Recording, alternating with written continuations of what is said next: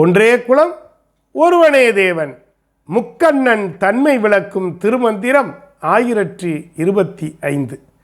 முக்கணன் தானே முழுச்சுடர் ஆயவன், அக்கணன் தானே அகிலமும் உண்டவன், திக்கணனாகி திசையெட்டும் கண்டவன், எக்கணன் தானுக்கும் எந்தை பிரானே. அன்பு, அறிவு, ஆற்றல்கள் உடைய சிவன் முக்கண்ணன் என்று அழைக்கப்படுகின்றான்.